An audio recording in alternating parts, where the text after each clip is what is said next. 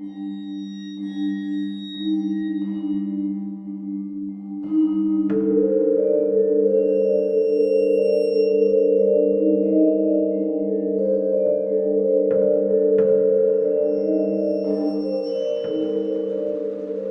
hello, and welcome to Al Dente Rigamortis. I'm Review Cultist. I'm Mikey, the E stands for evil. And I'm the gamer in yellow. Tonight, Dr. Leviathan will not be with us, however, we are moving forward. Because we're here to discuss those internet stories, most creepy and most pasta. Tonight we have Killswitch. So, for those of you just tuning in, creepypastas are short internet stories that get copied and pasted across the internet with beyond wikis, Reddit no sleeps, forums. They're spooky stories that people send each other. Go Google it.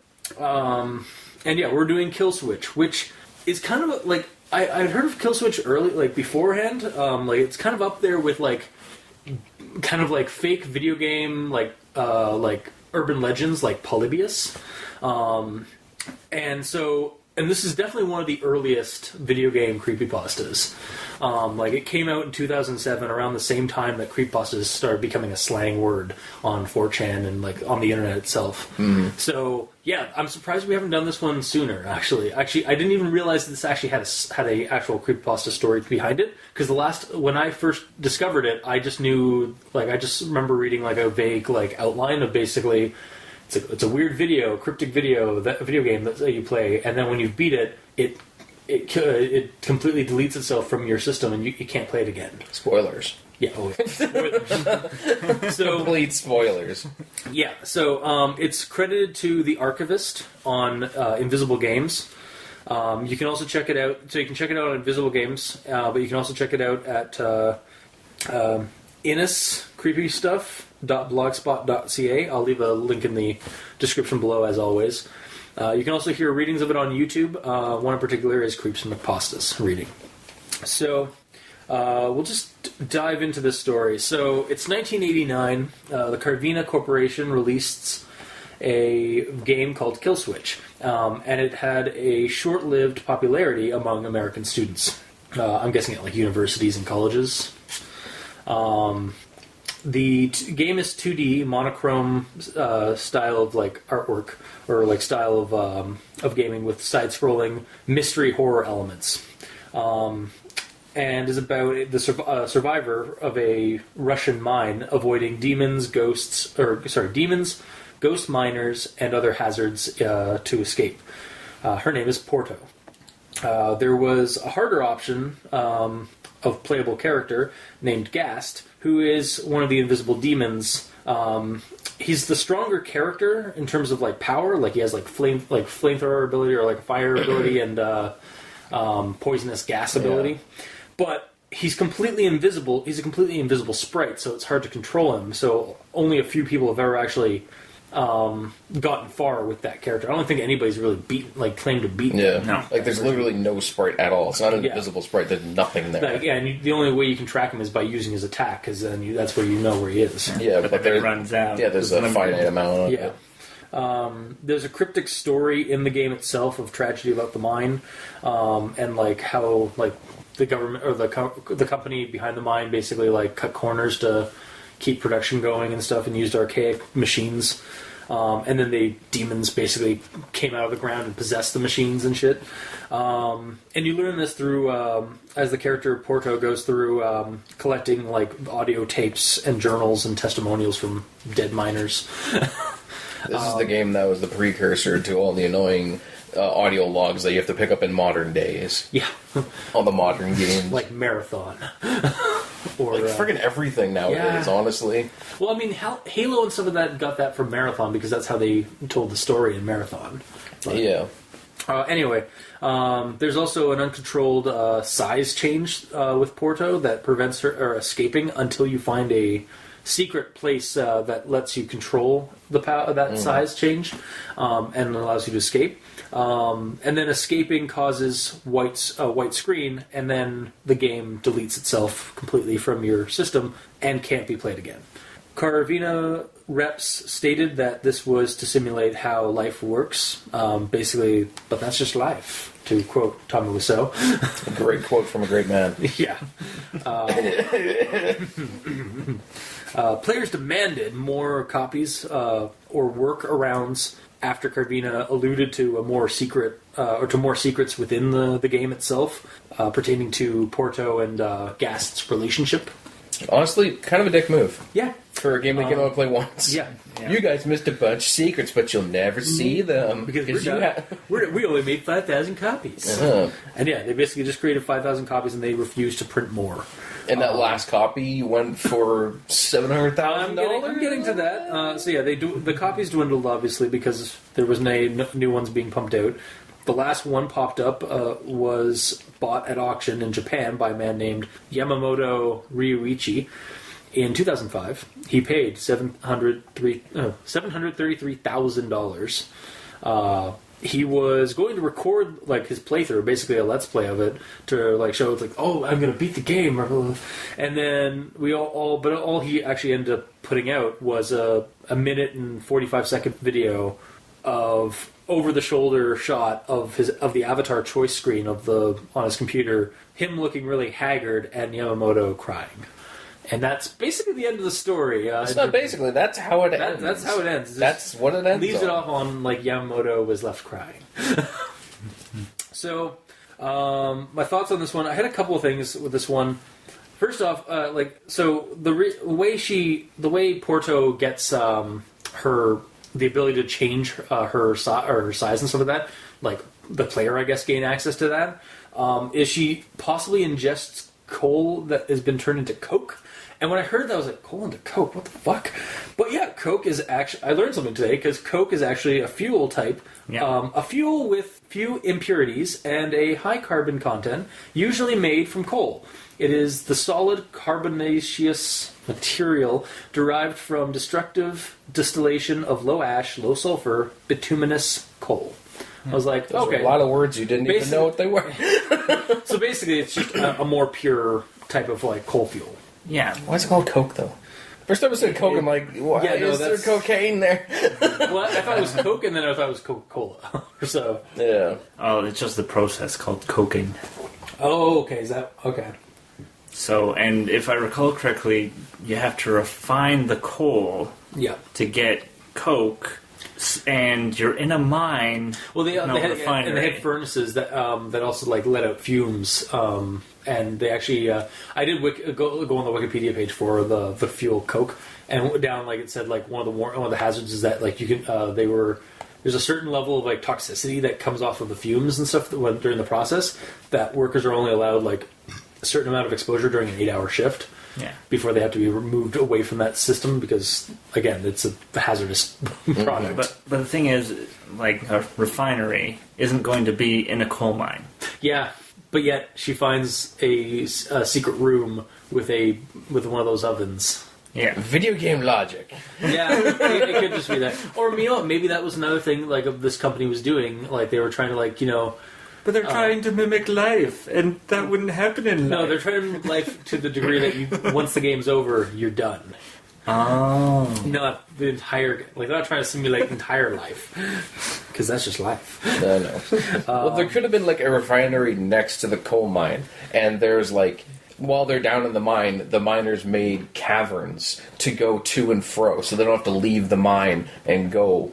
They were, like, ambitious and try to expedite the process. For a minute there, I thought you were just like, well, maybe during it was right beside the mines, and because of all the mining, something collapsed and it just came down into the mines with it. Yeah, that's what I said. Yeah, okay. Yeah, definitely. All right. That's what happened. Yeah. Possibly. Also, video games. And yeah, like I said before, besides Polybius, this is one of those really early video game creepypastas that kind of almost border on urban legend because, again, I knew about this before I really knew about creepypastas, and I thought it was just one of those like spooky urban legends about like a creepy video game.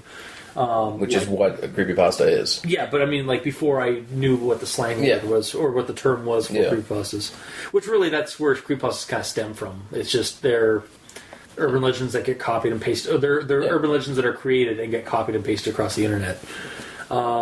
Yeah, I'd heard about it before, but I didn't know a whole lot about the actual game, aside from that it was one that just kind of deleted itself afterward, and it was kind of spooky. So when I read this one, I knew a little bit of what I was going into, but I didn't know the depth of like the details of the story, and I kind of liked that for the story. Like this story, like it's narrative. It's a narrative of what happens in this video game, but unlike some of the stories that we've done on the show, where it's either too long or too rushed or like skimmed through, or based off a pre-existing game.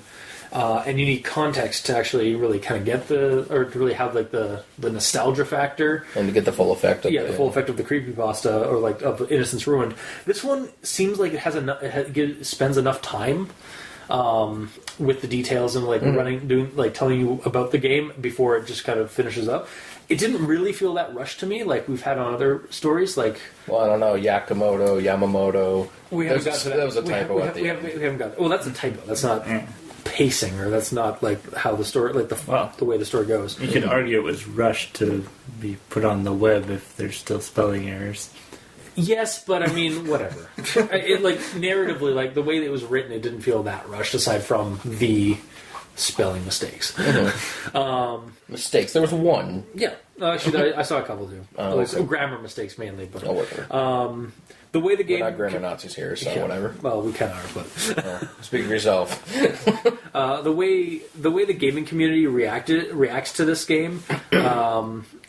In the actual creepypasta, I might add, not the actual gaming community, reminds me of like a creepypasta version of like the Wonka bar craze in Willy Wonka, the Gene Wilder one, where like everybody wants this game and like wants to try and beat it, and then it kind of just fades out once the last one's basically been taken. Yeah.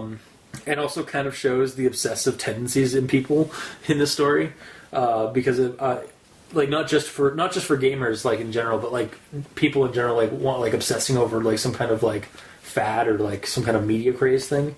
Though the whole like egg hunters and completionists idea kind of came to mind when I was going through the story, because like basically these people, like the people that are searching for this game and wanting to complete it, they are basically like Easter egg hunters or like secret hunters that go on to like play through video games, like go through their code and stuff like that. And yeah, try to find every little detail and like to have that kind of status of being the person that found those things. Yeah. I was also surprised to find a wiki page for this fictional game. Oh, really? Like it has that much of a following, even like still like since 2007. Like there's still like a small there's still a fan base out there for Killswitch. And I actually wouldn't be surprised if there are like mock-up versions of the game that people have done. Which I tried looking on, like the most I found was like people like doing mock-up videos, but I wouldn't be surprised if we find like somebody's done like how they did for like Pale Luna or other creepypasta video games like Sonic.exe, like where they make that game in real life, but just like as a silly hack that bases it off the story. Yeah. And speaking of actually, when I was reading it, do you think it was an NES game, like Killswitch, or Genesis? Because Genesis came out that year. I always assumed it was just a computer game, to be honest. Well, it would be a computer game because of the files erasing. Oh yeah. Yeah, like I didn't. That's right. Yeah, like I pictured basically just people getting off of floppy disk, like one of those large floppy disks, because it was like back in 1989, so those were basically the media. There was no CDs. Yeah. But yeah, like no, I picture it being like a DOS game or like something like for one of the older computer models back in the early 90s. Yeah. Not a... I just remember when I started reading it, I'm like, wait, okay. Like, before I got to the part where it said deleted itself, right at the very start, I'm like, 1989. 89, I'm like, okay, what came out in 89? Genesis, okay, maybe it's Genesis, maybe it's NES, maybe it's Game Boy even. And then I read it, it's like, oh, right, deletes. That's why you're the gamer in yellow. Yeah, sure. It's probably because I play video games and I'm wearing a yellow hoodie. That's one of the reasons. That might be why. Yeah. Okay. It's column A, column B, a little bit of both. You know? There's some obvious reasons, and then there's some more subtle reasons. Yeah, I suppose. Also, did anyone else think that at the end of the story, maybe the reason why Yamamoto was crying was because he was just had buyer's remorse? Because he did spend a lot of money. That's a lot of money. Wow. He just started crying. He could have got a house, a Lamborghini. Especially in Japan. Like, yeah. especially if it was American money, like not just yen. Yeah. Well, yeah. How much yen would $730,000 be? I don't know. Does anybody have access to the? I don't have a dollar to yen converter. Sorry, I can get one. it's probably like $1 billion. Actually, I'm going to do that. I think that'd be funny. Because isn't like a loaf of bread like 1,000 yen or something like that? Yeah, like yen is fairly. Yeah, Yeah. it's only $700. Yeah. Jeez. Dollar to yen. Yeah. Are there How much was other currencies like that where they use massive numbers I know for little things? Baht is like, I think baht or pesos. Oh, pesos is like that too. It's just because they have a very low currency thing. Currency calculator. That's what I want. 733,000 yen is only $6,383. However, if you reverse those. Yeah, okay, give me the answer we're not looking for first.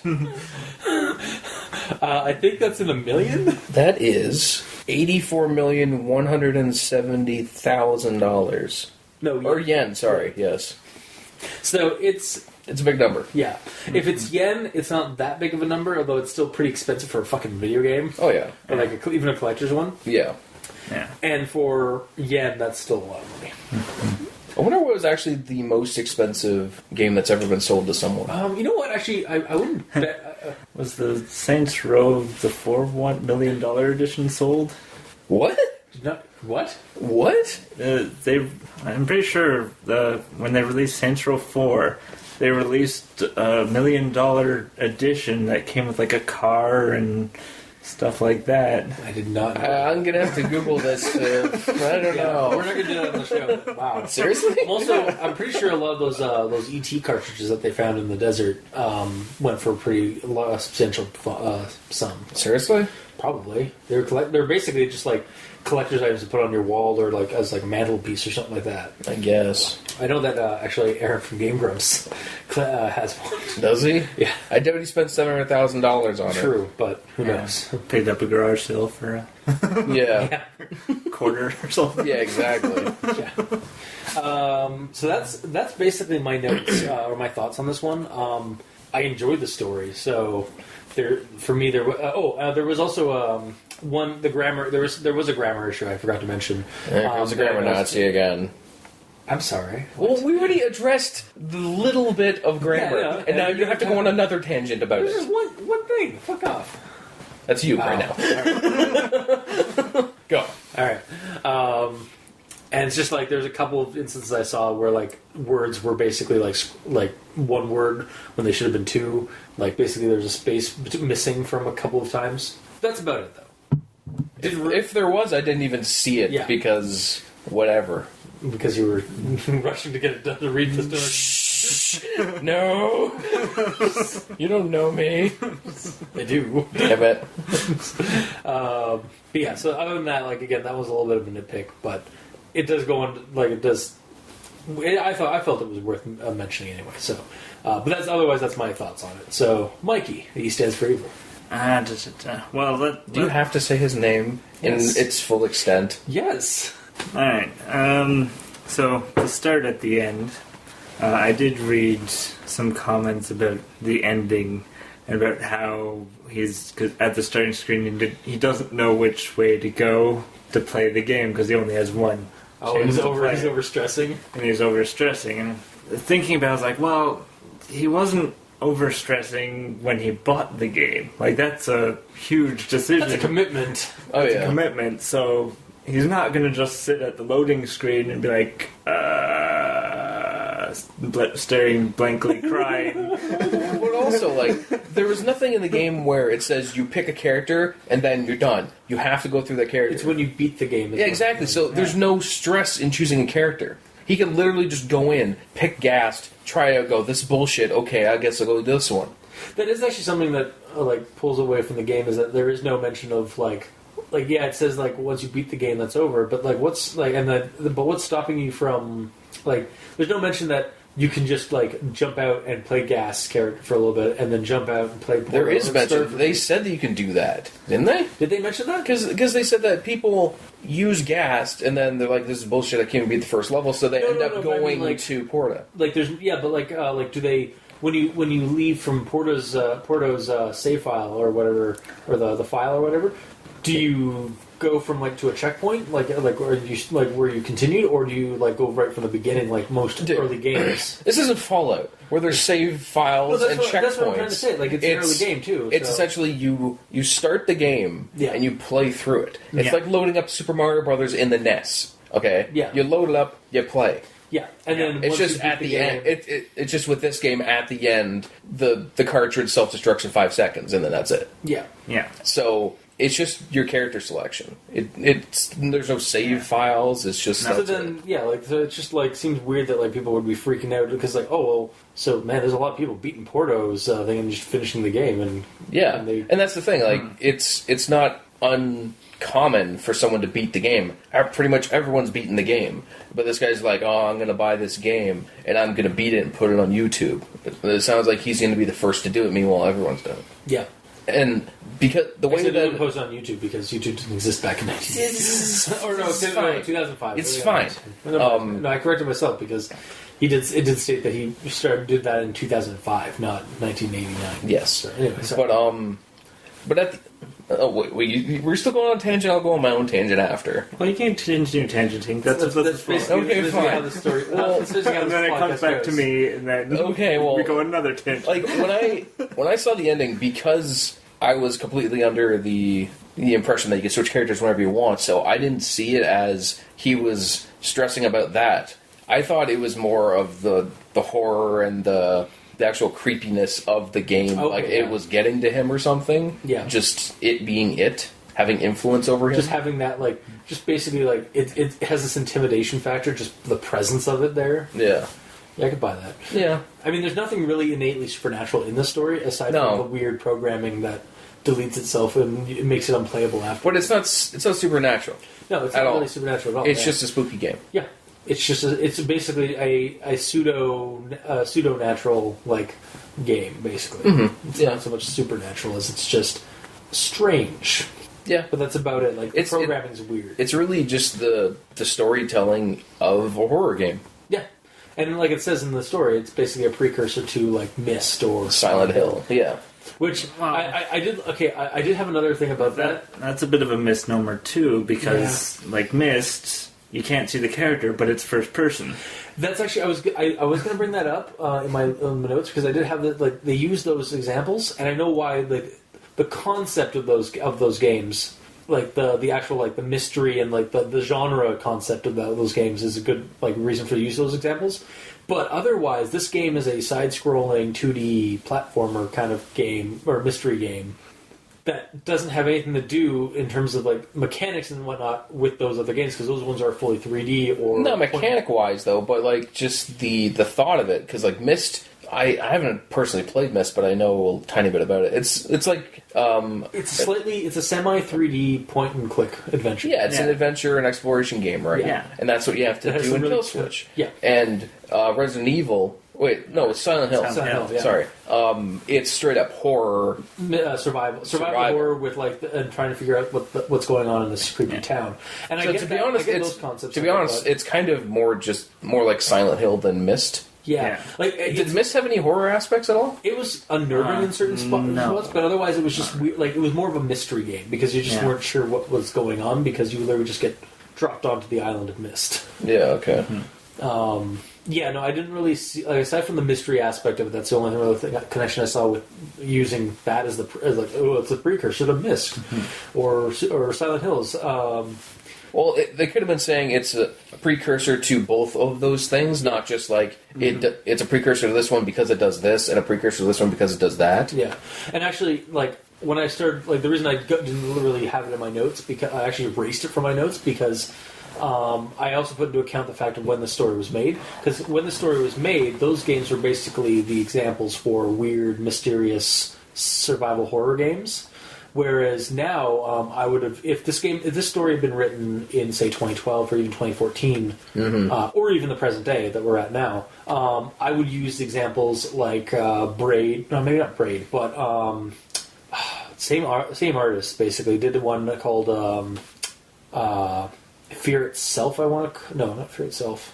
Fuck. It's basically a 2D platformer, survival horror, where this guy is walking around, he's the only human left. Everyone else has been mutated into horrible monsters and it's the apocalypse. And he's basically just going around surviving in this dingy apartment complex, and finding out about the world before, like, all this happened. Yeah. And, like, finding out what the mystery is about why he's the only one left. I think it's called, like, Alone or something like that. But it's basically it's very similar to, like, in the style and, like, design of this game, where it's a 2D side-scrolling mystery horror game. Yeah. But it came out in, like, 2012 or 2014. I can't remember which one. And not near the time when this one came out in 2007. So, like, maybe the reason, because it came out in 2007, at the time, the only games that were really out there that matched the genre or the type of this game, for examples to put in the story, were Silent Hills and Myst. Did Myst come out in 2007? Myst came out in, like, Myst was out in the 90s. Like, that's what I thought. At the same time as, like, or about mid-90s at least. Yeah. And then Silent Hill came out in, like, the late 90s or early 2000s. Yeah. But, you know, I'm just saying, like, that's, like, the guy who wrote it in 2007, or whoever wrote this in 2007, didn't have these new examples. Yeah, there was no game that was actually like it. Yeah, there was 100%. no, like, retro craze, and there was no real mystery, horror, like, game that kind of matched, or that was popular or matched it back in, like, prior to that. So, long story short, I don't have a problem with the comparisons he made. Yeah. That's the quicker way to say that. Sorry. Yeah, sorry. That was a long tangent, I guess. Yeah, a little bit. Sorry, keep going. Alright. Well, it's now time for me to don the hat of the grammar Nazi. Oh. Okay. He's a grammar Nazi. Early on, Porto awakens in the dark with wounds in her elbows, confused. So, the wounds are in her elbows. They could be internal wounds. Yeah, not external wounds. How would you display that in a 16-bit... scroll. Oh. Or audio. It's like, oh god, my arms. Yeah. Ow, inside my elbows, it hurts real bad. Oh god, I feel like I'm internally bleeding. Exactly. No, I get what you're saying. Yes. And to be honest, when I read it as on elbows. Yeah. Yeah, then that's the thing, like, on versus in. They're complete opposites, but it's fine. I just glance over things like that because I read it the way I see that it should have been. Regardless. I used to be like that until this show. Oh, great. Okay, so you're gonna ruin me. You're gonna ruin my typo-nese. Yes. Great. Yes. No, it's not gonna happen. Okay. I'll challenge you on that. You can fight tooth and nail on that one. Yes. And there was a lot of run-on sentences. Oh shit! In this, I didn't notice them. Was there? Yeah, I have one here. Like, this is the first one that I've made note of, just because it's so bad. Seeking a way out, she ascends through the levels of a coal mine in which it is slowly revealed she was once an employee, investigating its collapse and beset on all sides by demons similar to Ghast, as well as dead foremen, coal golems, and demonic inspectors from the Sovitic Corporation, whose boxy bodies were clothed in red, the only color in the game. Oh my god.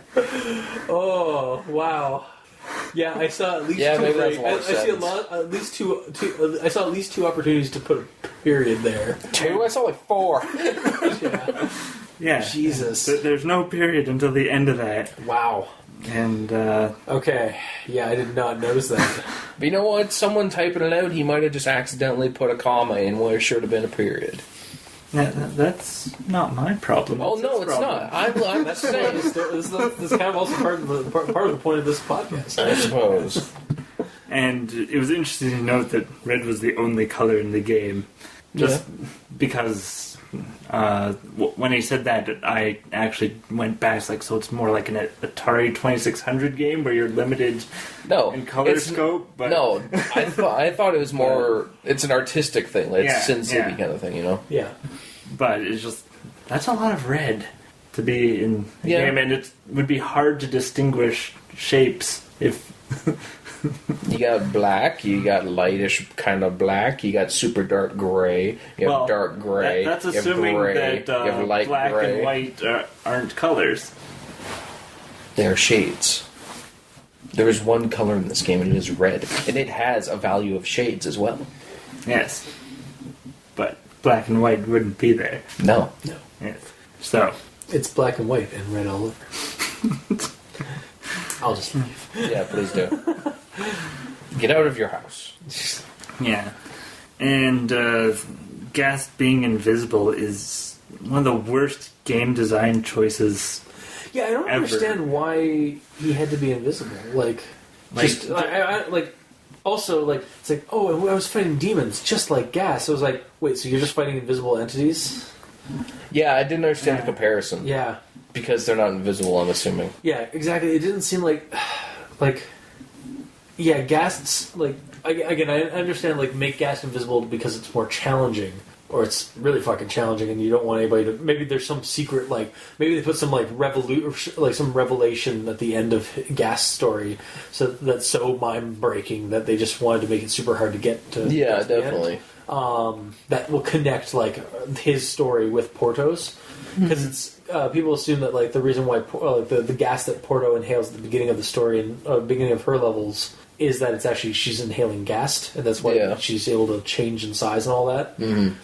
But making an invisible character, aside from a really in order to ensure that only a select few might actually beat the levels to get to the goodies at the end. Mm-hmm. Otherwise, it's a dick move on the. It really is kind of just a dick move on the Karvina Corporation's part. Or it's just them wanting to make the character seem more more of an influence in the area and not an actual physical being, more supernatural sort of thing. Because it's something you see, then it's, I don't know, it's more real and less, kind of what I just said, less supernatural, you know.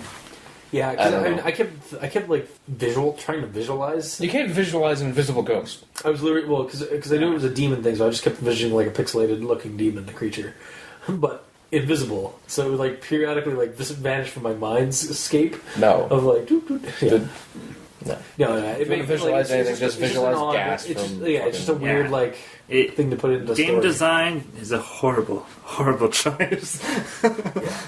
It's hardcore mode. Which makes you go, well, why would anybody want to play this game?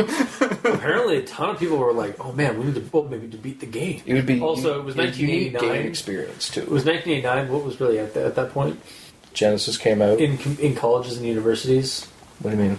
I don't know, because there's a mentality when it comes to at least for college, the college I went to, where there were a ton of people that would go into the library's computer systems and literally just LAN game, play multiplayer games and stuff like that, in secret. So there was that little community. I can see that mentality of why he chose the author chose the college and university crowd for this, but did he specifically count American students? He says specific. I don't think could have been computers any were that age. big for college and university in 1989. No? Oh, I guess probably that's not, true. no, Yeah, not at all. Again, I guess I'm also skewing it with modern conventions. Yeah. So all those kids playing high school Killswitch on their still. iPads. Yeah, well, we are from the computer age because it started becoming popular more when we were doing. Yeah, there was computer labs back in the day. Yeah. That's about all I remember. And then they were basically just a small room with 10 computers max. Yep. Yeah. That kids had to share. Yeah. So back then they would be more if you have were even home computers that popular then? I think in the late 80s and early 90s they were starting to become a thing. Yeah. Because of the Macintosh. That's pretty much the only way you play it, more or less. Yeah. Yeah. So then I don't understand why there's a focus on American students. That age group. Oh, okay, Yeah, maybe that was the that's target. what it was. Okay, Yeah. I went too literal then, I guess, with that one. It's not you have to be in school to play this game. For some reason, I It's just- immediately went to because again, I for some reason went straight to to like the more modern convention of it. Yeah. I went to like the internet crowds in colleges and universities because that's a big thing, but nowadays. But yeah, I guess at that time it wouldn't be. All right. Nope. And because if it's like kid level, like student level kids, yeah, this game, like I can see this game's story kind of like blowing some of their minds. Just like, what the fuck? Yeah. Like, again, being a precursor to Silent Hill. This creepypasta, there was a few moments where the author says, "Oh, well, this guy figured something out about the game, and then it was lost because his vanished or something, and then these people figured things out, but that username no longer exists, and da-da-da-da-da." Like, the lack of proof does not prove that the game existed or that they figured anything out. Well, I don't see this game. I don't see this being like somebody trying to like say, "Oh, this game existed, guys." I think it's more or less just like a fictional. It's just supposed to be just straight up a fictional game that existed, but like because the way it was written. They're doing it very realistically, though, because they're saying if it was released, these are some things that happened. Yeah. That are either believable or not believable, depending on who you are. Yeah. And like I said earlier, like there's still a fan base for this pasta, like with its own wiki and stuff like that. So, yeah. Sorry, Mike. We keep interrupting you. Well, he goes on interesting. He brings up interesting topics that we have to converse with him upon. Mm-hmm. Yes, we are a discussion podcast. Yes, that is literally what we're here for. Alright, and this one is something where the wording could have been better, because I read it and my mind went in a different direction. So this is where it gets to that special hidden room where people took forever to figure out what to do. Coke room. So it goes, if Porto ingests the raw coke, she will find her body under control and can go on to fight her way out to the final levels of the mine, which are impassable in her giant state, clutching to the tape containing this extraordinary story. However, as she crawls through the final tunnel to emerge above ground, the screen goes suddenly white. So the issue that I have is that she will find her body under control. When I read that, I was thinking cutscene. Like, she takes control and then it goes through the rest of the level and then white screen. Yeah. And then from that I was thinking, okay, well, ingesting the coke probably isn't good. No. So it probably is like, oh, it kills her and then she becomes a ghost from that point forward, and thus she can go through the large areas or small areas because of her size. So that's a good interpretation of that. Or she turns into Ghast. And that's actually like Ghast is actually the story after Porto. Yes. Which you can't play because it exactly. erased. Yep. But yeah, it just didn't click with me until we were talking about here about her body under control so she can change her shape. Yeah. And it's like, so she just died. The sentence was kind of weird because at the start I was the same thing. I was reading, I'm like, what? And then I had to continue reading the entire thing and going, was it multiple sentences? What you read there was that was only 2 sentences. Okay, well, but the first one could have been more. Yeah. Well, when I was reading it too, I had to keep reading to understand what it was talking about because it didn't immediately explain it very well. Yeah, I also. Now that I'm thinking on it, I was like, I do remember like stumbling on that under control, and then like, wait, what? It should have been something like, after she ingests it, she finds her growth powers are now under her control. Yeah, I also just thought it was poorly written at that point with that sentence because of like, it didn't seem like it was written well, like to show that like you suddenly gain control over the size change. Yeah. Where now, like, or it could be that like it goes to cutscene because she's dead. Yeah. Yeah. There's a lot of different ways you could interpret that sentence, I suppose. Mm-hmm. Well, it just didn't really work for me at all. Yeah. Well, it didn't work for you enough that you have to bring it up. Yeah. Yeah. And we've already touched on the Yakamoto. Yes. Well, actually, we didn't quite bring it up. No, I just mentioned it in passing. Yeah, You brought it up originally, what's so go the for it. Yamamoto? So the Yamamoto just typing a spelling Yeah, error. it's just a spelling error. Like the first time it's Yamamoto, and then he gets the game and it's Yakamoto, and then from then on out it's Yamamoto again, and it just. So just Maybe sad, it's symbolic. It's just a sad type. He's Yamamoto, and then he buys the game. He's like, I am now Yakamoto because I own this. And then he plays the game. He's like, no, I'm just Yamamoto. Ah. I lied to you all. Or maybe Yakamoto's like the twin and the one that spent the money on the game for Yamamoto to play. So, yeah. I actually looked at a video that had a bunch of games that were released in 1989. Yeah. And the graphics on those, I was like, whoa. Because they actually rival some of the stuff that's being released now. Yeah. Like in the indie scene. Yeah. Like I said, because Genesis came out there, so it's probably around Sonic the Hedgehog time, right? Yeah, well, the other thing is like the a lot of the indie scene now is like basically using the retro styles and some of that. So they're basically just going back and using the same styles as back in the early days of gaming. Yeah. Don't fix what ain't broken. Yeah. Hell, even Sonic's going back there. Yeah. One of the newer Sonic games they're making, or just came out or something. Like 2D side scroller, yeah. Yeah, because like you know what, this is the only one that worked. So let's go back to it. doesn't work very well. Well, I was listening to some Game Grumps episodes, and they were talking about it, how Sonic sucks, and then it's like, no, why does he suck? Well, because they don't know what to do with him. Yeah. Because in a 3D universe, we talked about this too, didn't we? How he's like impossible to control because he's so fast. Yeah. Whereas Link and Mario, they're running around at normal speed, so you can comprehend everything happening and do your things. Yeah. You're not just Sonic, just eating a chili dog and then gotta go fast. And they can't find a way. Make a racing game, like just a car racing, but car racing. They did that, but that doesn't make sense. All right, this is not Killswitch. Fine. Continue. when we do Sally.exe. Okay, fine. Because it's the sequel to Sonic.exe. Oh, great. We can go onto Sonic tangents. All right, Fine. all right. Gamer in yellow. Okay, fine. Long story short, fuck Sonic. And now I have the contempt of all of your Sonic fans. Oh, no. Yes. Continue. Yeah, that's all I have for notes. Okay.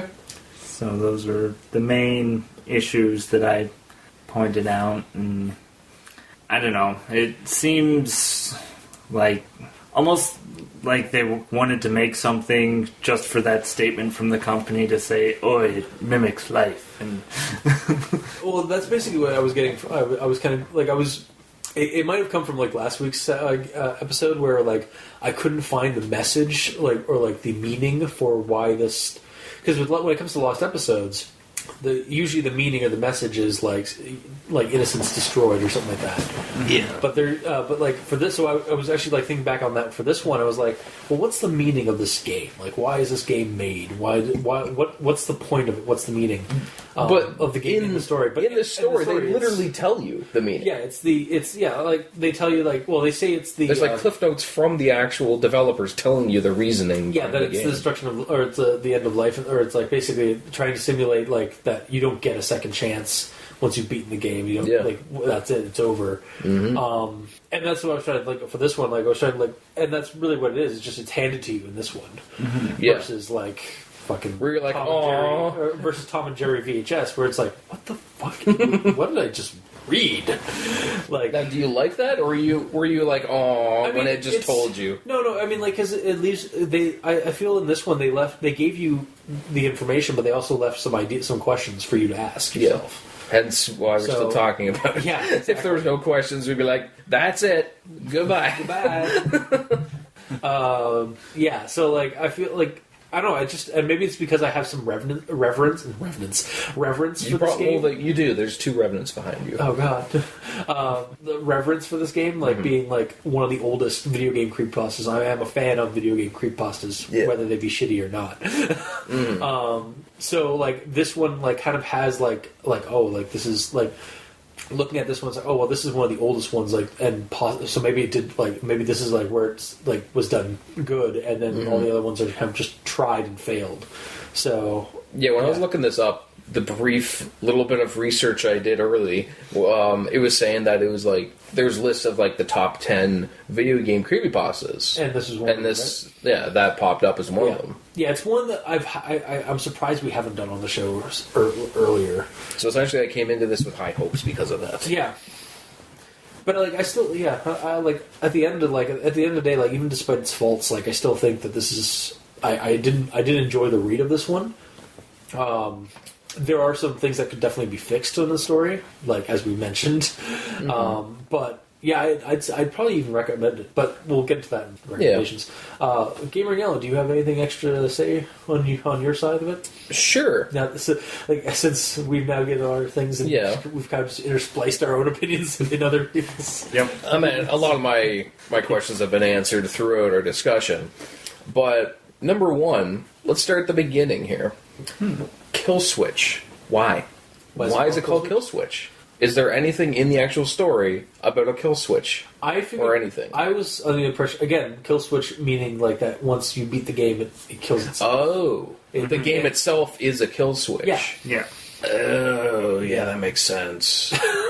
But not lore-wise at all. No. In terms of the story of the game, like the game story, it's not the reason, but like it's almost like just the mechanics. It's almost like if they made another one of these games, but with a different story, it would be Killswitch, then colon the game name. Yeah.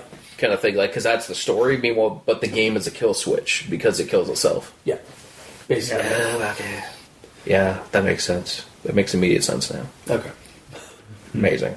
Okay. I don't know if I had any other things to bring up, honestly. I think we kind of touched on everything. It is kind of what happens on the show. Like, that's what I just like ask everybody just to make sure that like, I'm not I'm not excluding anybody else's any other further suggestion or further ideas that anybody has prompted up. But I didn't really have a problem with it. It went well. Actually, compared to the other ones I've read, pretty much every creepypasta is some kid or some guy recalling an experience that happens with a messed up video game. Whereas this one is kind of, it's not anyone saying their own experience with it. It's almost like it's just hearsay. Just someone describing a game that's there. That's not that someone has it and they had a bad experience. It's just this is something that's happened in the world. That's what I meant when I brought up earlier with mine. That like we've done stuff like game stories like this, but this one's different because whereas the other ones basically do like a rundown of like a game's like levels and stuff like that, almost like scene level for level. Yeah. This one really, again, it's just kind of a hearsay, rumor, or just straight up. It tells you the story of the game, of what goes on in the game. It doesn't go like, oh well, you then have to break this block. Yeah, it's just like a plot. Porto has to like navigate this like level, this gauntlet of like ghasts or like demons and invisible ghostmen. You have to use the shotgun tool, or you have to use like the pickaxe to like get these guys. Because we do that. Like, we hear that in video game creepypastas. And I think that's the wrong way to do it when you're describing a game. Like you're not really supposed to focus on like level design because that's kind of boring. Like yes and no. As a layman reader, not necessarily because the more it can go either way. If you don't explain enough, it leaves it up to the reader to use his or her imagination to imagine what it looks like. Yeah. Whereas if you describe everything in giant amounts of detail, it's already there for you. But if you explain it too much, then it's kind of like what you said, where it becomes a manual, basically becomes a walkthrough. Yes. And this game, and like with this story, and then we've had ones where like they rush through, like basically skim through like the plot or like the world or what the game is about, and we're just like, what's this game about? Yeah. But this one, I don't know. To me, it felt like there was enough here to let my mind like figure out what the game's levels were kind of like. Yeah. While also not going too in depth to become a walkthrough, basically. Yeah, so. it was kind of light on the descriptions, but it came out balanced pretty good. I'd say. Like I'd say, it actually focused on like the important stuff that the reader really wanted to look at. Yeah, for sure. But yeah. So that's it. More or less. It's more or less just the game's just different, or the creepypasta is different because most of the time it's a dude reading it and then nothing happens. And I said it before, like, nothing ever happens to the person. Yeah. And I was thinking about this earlier. What the comparison is, pretty much the few, like, I haven't read that many creepypastas, to be completely honest, but just the video game ones that make you sit. No, I mean even specifically video game ones. Pretty much they're all. It's like this. They're all like watching a horror movie. Yeah. Okay. It's a horror movie. It's scary. Woo! I'm scared. You know, that's fine. But nothing actually. What I kind of want from a video game creepypasta is, instead of it being watching The Ring, I want to be the guy in the ring watching the movie when the girl comes out of the TV. Man, you would have liked Ben Drowned. Oh, probably. Ben Drowned was basically kind of like that, because, and even Dr. Leviathan had to agree because Ben Drowned is basically a guy plays a haunted Majora's Mask cartridge, and the demon creature that is that's Ben Drowned starts leaking into the guy's like every day. Like, he starts seeing like the statue. That's the shit I like. When he's like in a drive-through, or something like that. Like, it's like fuck, like it's terrifying. Like that one was actually like good in that it actually had the creature influencing the real. Yeah, it had the creature influencing the real world, or like The Princess.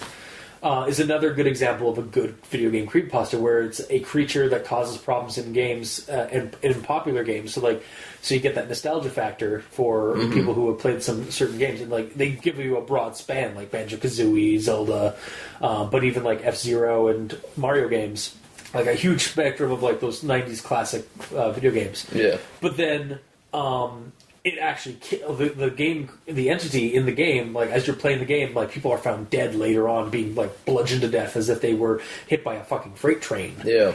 In their room or something like that. So like it has that kind of more visceral threat level. Yeah. Where that misses a lot in video game creepypastas, where especially with the Pokemon creepypastas, where people at best. The victim or the person narrating the story is just left at the end of the story traumatized, scarred mentally, or broken, like emotionally. So it's just like that's the only threat. Like, it's a lot more visceral, a lot more interesting if you kind of like blend in like the physical threat with the strange, I agree, metatextual thing of it. So it's pretty much, I thought video game creepypasta are going to be one way or the other. Yeah, either nothing happens to the dude, or a lot of things happen to the dude. Where this one was different because there was no dude involved at all. It's almost like you're reading a news article in a paper about the video game, like about the stuff that happens around. It's more of an editorial story than like it's more of a narrative done through an editorial than a more traditional like story like account. Yeah, exactly. I kind of like that. There's less of an emotional. There's less emotional like tie to the story, but it still has that because the person wrote this. It wrote an interesting editorial rather than just like a bland textbook. Yeah, definitely. I kind of like that. Yeah. All right. Well, if there's nothing else that anybody wants to bring up, and by all means interrupt me if you do. There's something else I was going to go on, but I've lost it. I don't know. As soon as I started talking about the last one, I was like, "Oh right, there's that other thing." Oh, never mind. It's gone now. All right. Well, if it comes back later. Yeah, fine, whatever. You can always add it. You can always put it in if you remember it later. We'll fix it in post. Yeah. Future me, I'm sorry. I'm loaded. But yeah, I guess we'll go into recommendations. Yep. So. Yeah, I will recommend this one. Does it have faults? Of course it does. Like there are issues with the spelling, or with very minor spelling. Well, you have to put that into account. Yeah, I know. A lot of them do. I'm just minor spelling and grammar issues, run-on sentences, but at the same time, like again, this is kind of one of the first creepypasta video game first video game creepypastas to really kind of like gain popularity and gain. Gain a following, and I think there's a there is a reason for it. Like it is actually a pretty decently written story, all things considered. Yeah. Like it doesn't force in any kind of like weird like baggage that like of a character. It's really just kind of more an urban legend Like it kind of has that status of like Polybius and stuff like that. We'll do an episode of Polybius at some point. Because even though it's not a creepypasta, it's definitely influenced creepypastas. Like, it's basically like one of the deities of creepypastas. Oh, yeah. Without being one. Yeah. Because it's basically more of an urban legend. But this one is a creepypasta that kind of is kind of it treats itself less of a creepypasta like that we've seen on the show, and more like an urban legend, like more something from the 80s and 90s. So I like it for that. And just like, again, it doesn't fall into a lot of the tropes that we've seen on the show, for video game creepypastas, where it goes into huge like walkthrough detail, or it just skims over like the story, the game's ideas, and we have a character like and some of that. So yeah, no, I will like it's and on the is it creepy? The ideas proposed on it, like the concept of it, is a high creepiness, like not like high concept creepiness, like the whole like why was Yamamoto crying, like why, and like this like kind of sad, depressing like tragedy, like they added this tragedy of this mind with these cryptic puzzles and stuff like that to try and give you like an air of mystery of like spookiness. I don't know. To me, it just kind of clicked. It worked well for me. Mm-hmm. So yeah, I will recommend Killswitch. At least the story as done by the Archavist on Invisible Games, which I think is actually the original story itself. Yep. Like all the other ones, or any like synopsis ones that I saw when I first found out about it, were just basically doing rundowns of this. Mm-hmm. So yeah, I'll recommend it. Mikey, I do not recommend it. Yes. Oh my! And this is a shocker here. One of the main reasons, obviously, the poor grammar. Yeah. That's a given. But it's the visualization. Didn't do it for you? It was not enough information for me to come up with a solidified what this game looks like in my mind. Okay. Because they name drop Myst and Silent Hill, which are clearly 3D in an era where this is 2D, so you can't base it off of them at all. But because that was obviously just to mention the type of genre, exploration and stuff. Yeah. But so I did actually look online. Sorry, just a quick thing. I did actually look online for something from the 1980s or like 1990s. Of a horror game that was or a mystery game that was a side scroll, and I couldn't. I found Clock Tower, and I found another Japanese one that the title eludes me because it was like it was a Japanese name and I can't remember it. Yeah, but it was basically like top down, like almost like Pokemon style, like horror game thing. But that was about it. Like there's no they're just really haven't. All the other ones have been 3D.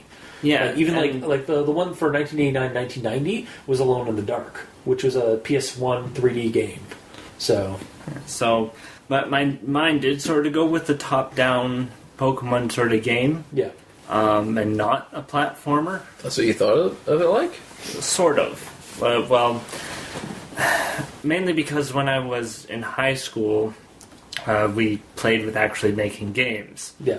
And I know one of my friends at the time actually made a game and tried out having the player be invisible and stuff, but in that game it was a maze.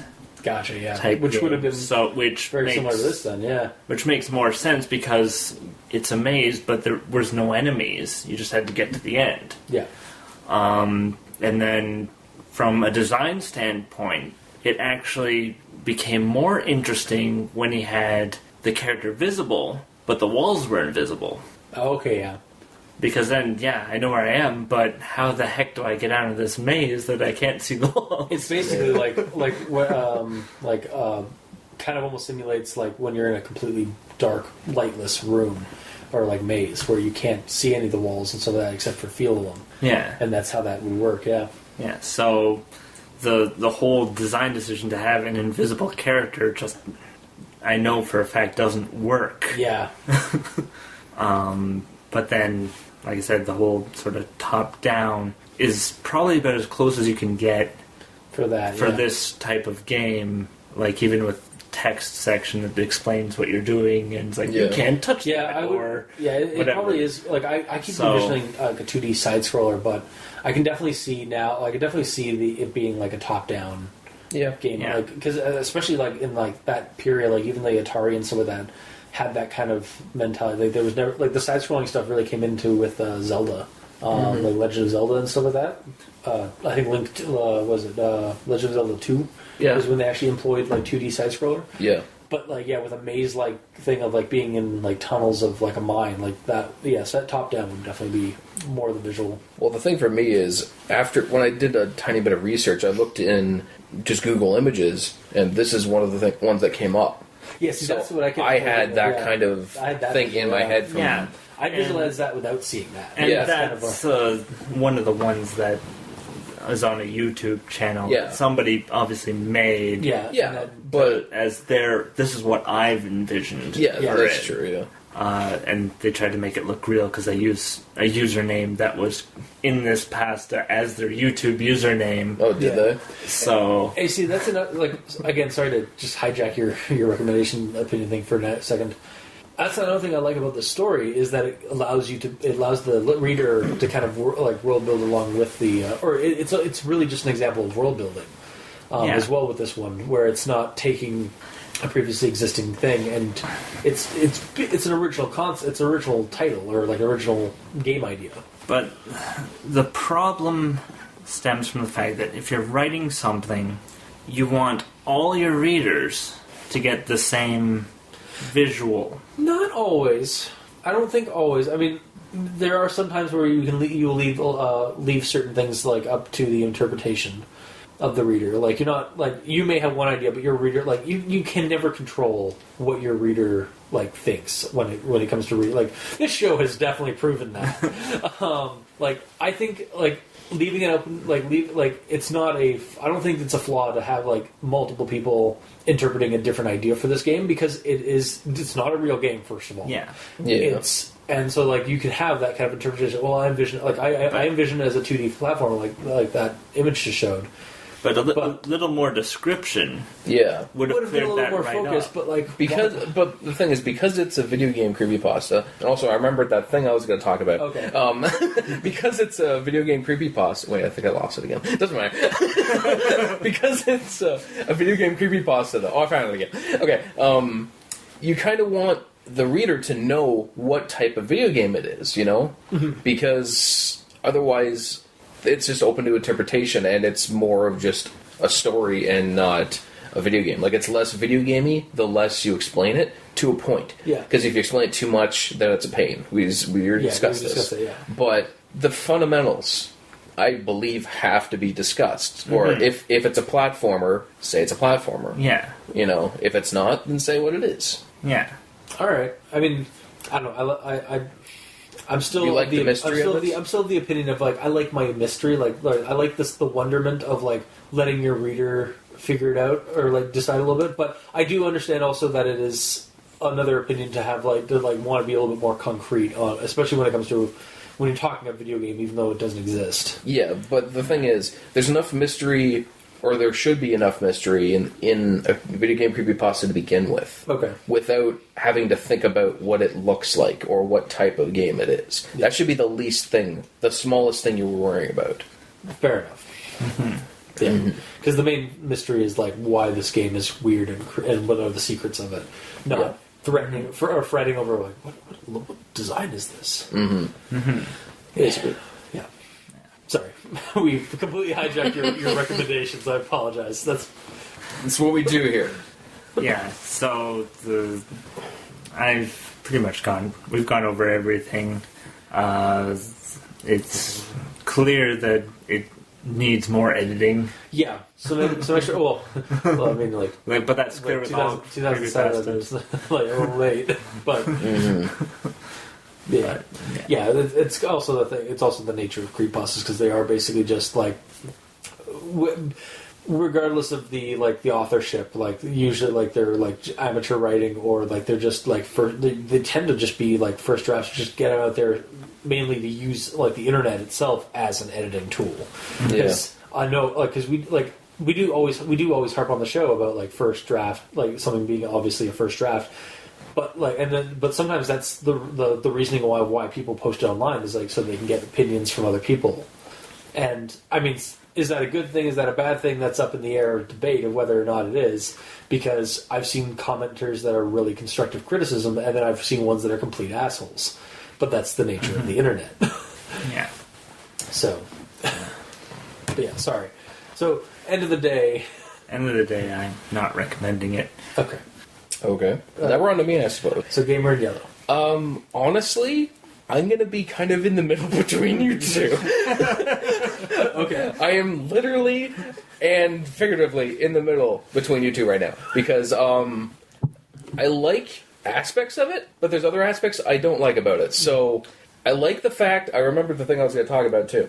I like the fact that it's not a real video game. Yeah. That someone's making a creepypasta on. Yeah, the world building aspect. Because you don't need someone's prior knowledge of the game to enjoy this in its entirety perfectly. The only thing they have to do is actually explain what the actual game is. Yeah. But I like that aspect. The aspects I don't like is the fact that they don't explain the game very much, that it runs on a bit, and all that. So I'll recommend it, but just a little bit. Because it's interesting and different, and I like that a lot. But it does need a little bit of work. It needs the things we've talked about already. Yeah. Which we've So- So I'll recommend it just a little bit, though. just tentatively. Just a little bit. Okay. Yeah. And also, it wasn't really all that creepy. Yeah. It was the like it was trying to create a mood of like I think at best it was a somber mood, and like it's less like blatant creepiness and more like kind of, to me it was a subtle creepiness. Like, Yeah. Like it was creepy in that it was like the mystery of this like weird of the plot and some of that, and like these weird like secrets, and like what's the representation of it, and so and then why was Yamamoto crying and some of that, like why did it leave people like traumatized when they finished it. But he didn't even finish it. He just got the select screen. Again, we don't know.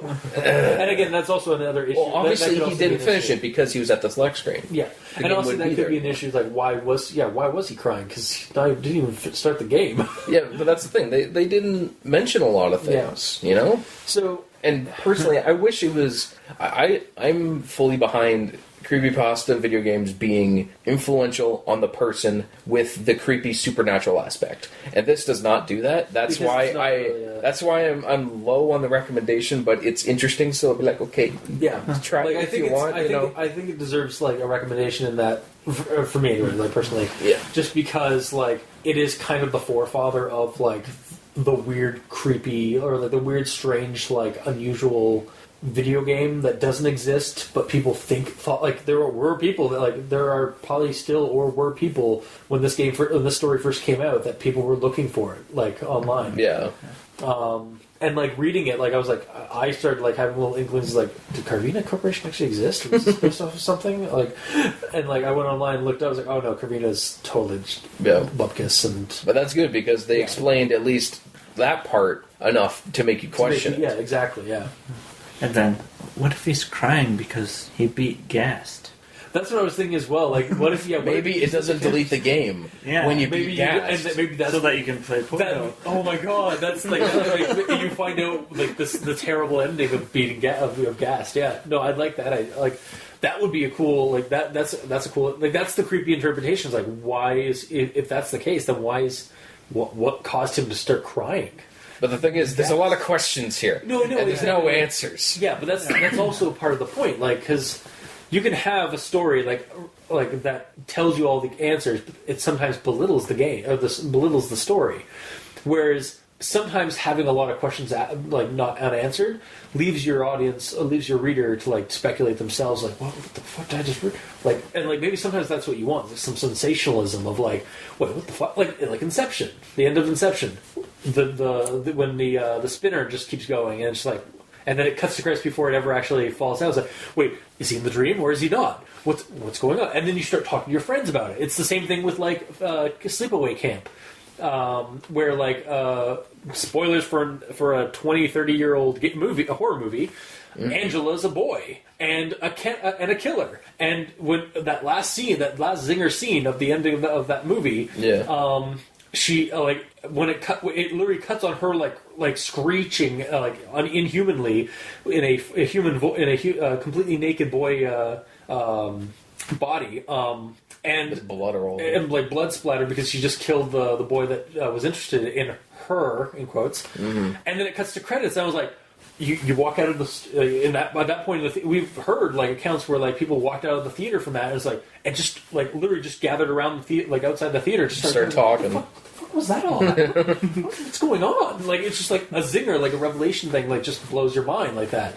I think. Okay, but let me say this: for this story, like, well, we just had like this entire discussion. Oh, I know that, but that's about everything in it. I'm just saying, is there that zinger at the end in this? Yes, I think so because like it does leave you asking questions, and like obviously people online like comment is like, what the hell? What was the ending all about? Like, yeah, but like, it's not. I'm not going to say it's a zinger. It's more of like what? Not zinger, but like that kind of like it leaves you with questions that it leaves you to speculate and like discuss, and I like that aspect of it. Like that's why, and again, that's an opinion that I've had on the show for like forever basically, and maybe that's why like I enjoy video game creepypastas because I don't mind the endings that just kind of like leave you off with questions because I want to discuss those questions. Yeah, just speculate. Like it's harmless speculation because we're not going to get an answer, but I have theories.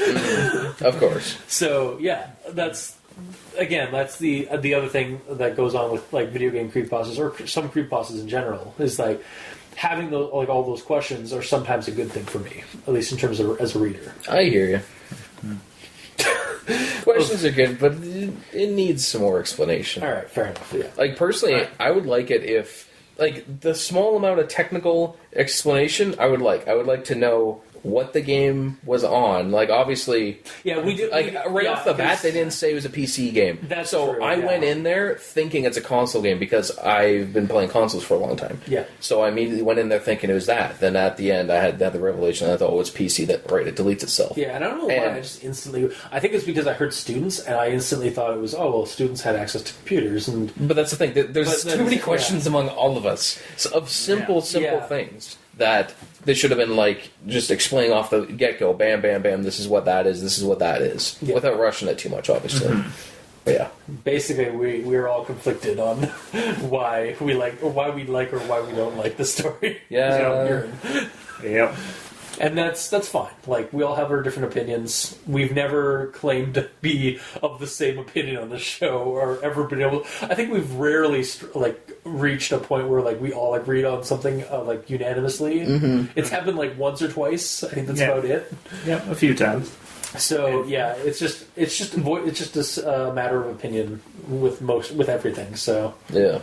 Alright, so I guess that's it for Killswitch, however long that was. So that was this week's episode. So if you like what you heard, if you didn't, leave us a comment in the comment section below, wherever this gets posted, whether it be on Kiwi6, Facebook, YouTube, Tumblr. Me and Mikey are on Twitter, so you can send us messages. Mikey posts quotes from each creepypasta on there. Usually one from his nitpick corner, and I usually just, favorite them or favorite other horror things or sci-fi things and other podcast people. I play Warframe, so I'm not on Twitter or any of that. Yeah. Well, catch me on Warframe, Gamer in Yellow, Xbox. See you there. Watch you get a flood of people. Oh, definitely. Yeah. There's no W. Man. There's no W on Yellow because Xbox doesn't give me enough length to have my full name, but it's fine. So it would be GAMER. THEGAMERINYELLO. Yeah. All right. No spaces. So if you'd like to contact Gamer in Yellow, you can have an Xbox. Wow. And yeah, you can talk to. You can send us suggestions on Twitter as well for creepypastas or stories that you'd like us to discuss on the show. Mikey at E stands for Evil and Review Cultist at Review Cultist. Yeah, you can send us send us a review or a rating on iTunes. Every little bit helps. And you can send us emails at aldenterigamortis@gmail.com. That's aldenterigamortis@gmail.com, where you can also send us suggestions for other creepypastas you'd like us to discuss on the show. You can check out the title cards for each episode on YouTube as part of the videos, or on Tumblr at crazonstudios.tumblr.com. And if you would like to support us, go to Patreon and look up Al Dente Rigor Mortis. We have several different tiers of patronage. Most of the time it's just extra content or an extra show and early access, depending on which tier you choose. So until next time, I have been your host, Review Cultist. I'm Mikey, the E stands for evil. And I am the gamer in yellow. And this has been Al Dente Rigor Mortis. Sleep well.